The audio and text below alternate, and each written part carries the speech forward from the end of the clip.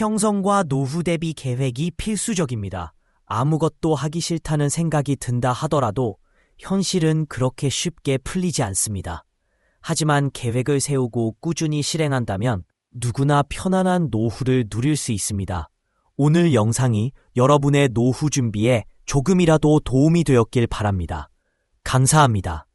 원문, 예를 들어 60세에 은퇴해서 앞으로 40년을 더 살아야 한다고 가정해 봅시다. 이 기간 동안 매달 생활비로 적어도 현재 가치 기준 약 500만 원 정도는 필요하다고 보는 게 현실적입니다. 그런데 여기서 중요한 건 현재 가치 기준이라는 점입니다.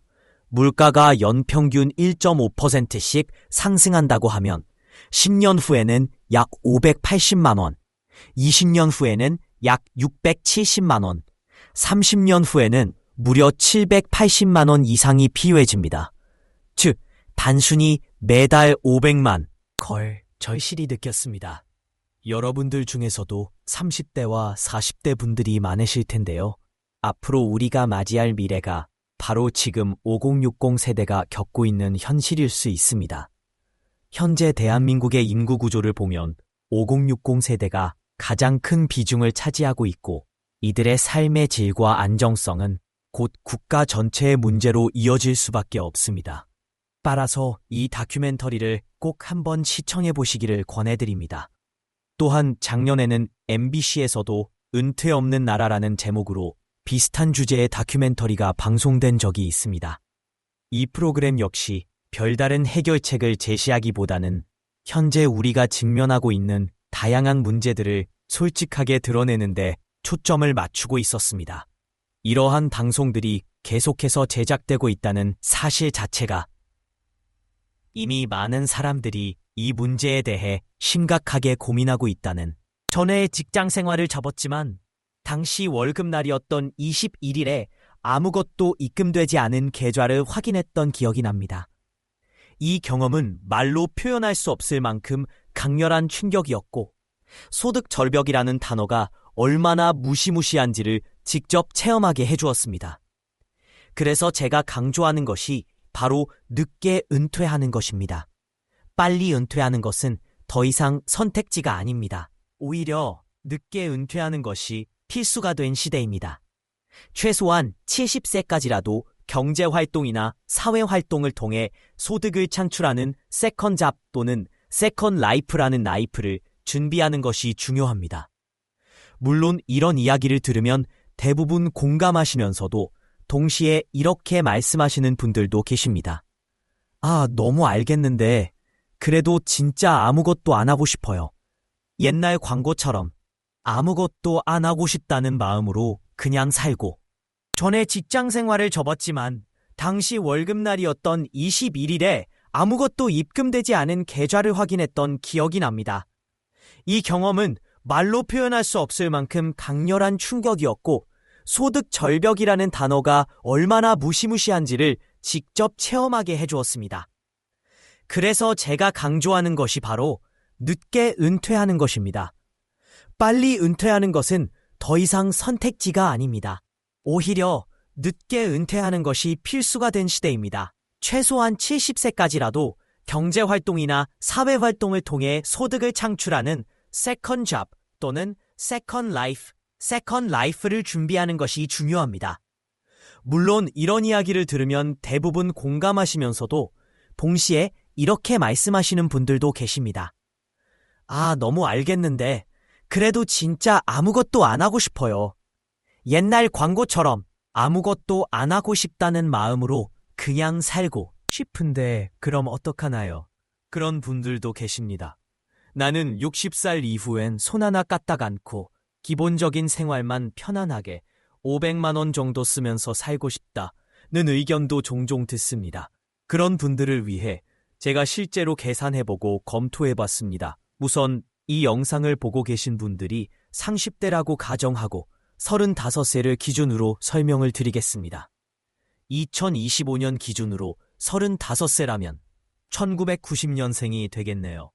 물론 조금 더 어릴 수도 있고 더 나이가 많을 수도 있지만 30대라면 이 정보를 잘 참고해 두셔야 합니다. 통계청 자료를 보면 35세 기준 평균 기대 영영은 여성의 경우 약 87.1세, 남성은 약 81.4세입니다. 즉, 여성은 앞으로 약 52년, 남성은 약 46년을 더 살아야 한다는 의미입니다. 평균적으로 약 50년 가까운 시간이 남아있는 것이죠.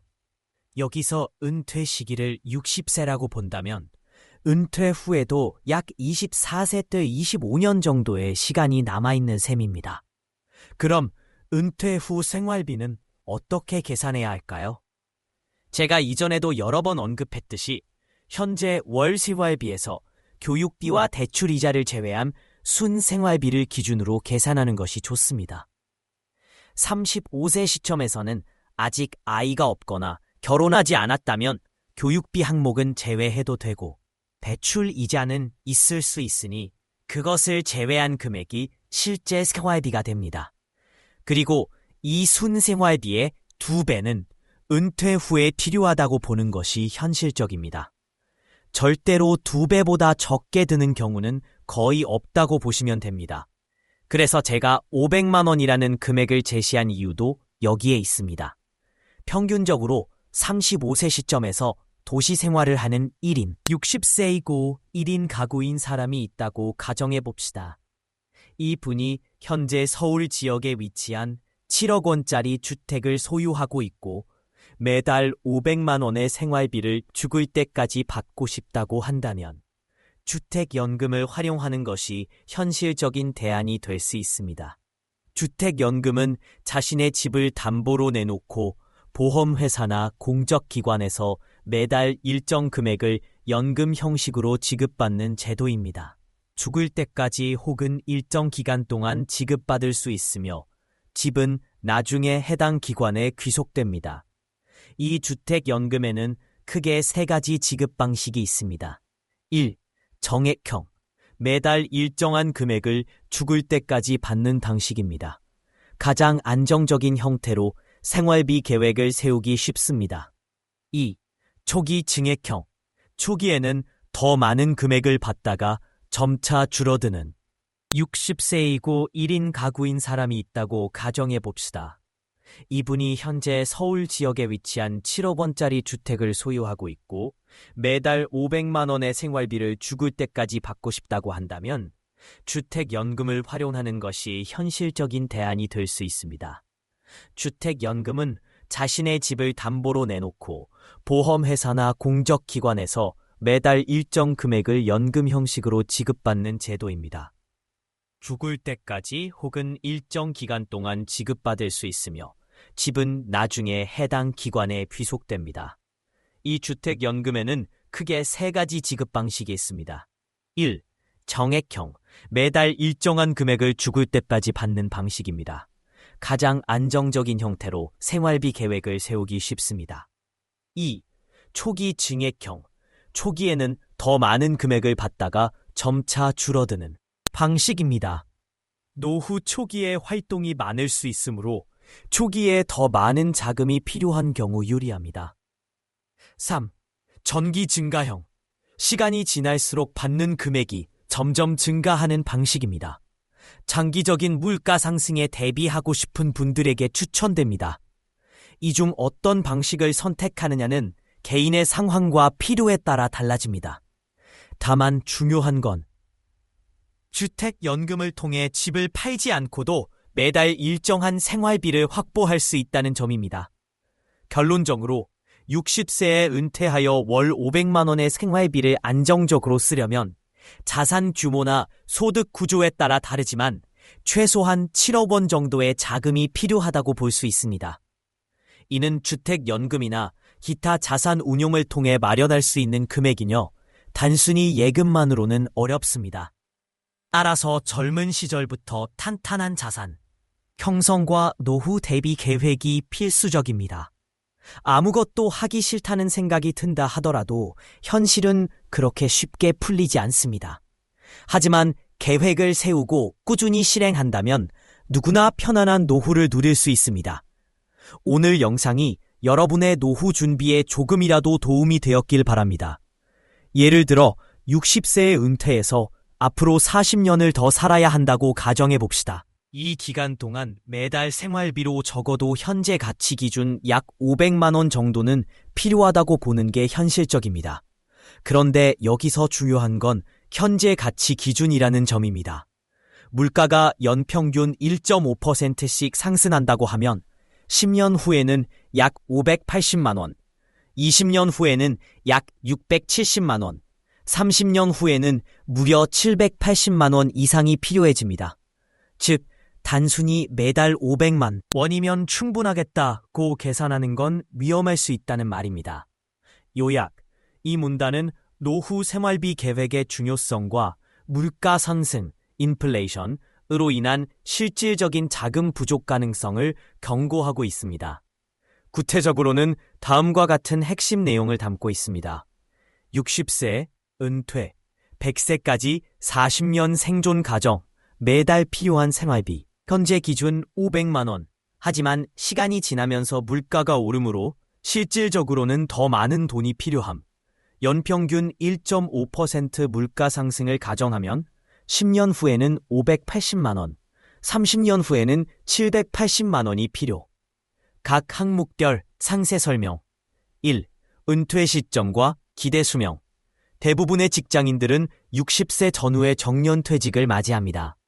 현재 한국의 평균 수명은 여성 기준 약 86세, 남성 기준 약 80세 수준이지만 건강 수명이나 의학 발전 등을 고려하면 100세까지 살아야 할 가능성도 매우 큽니다.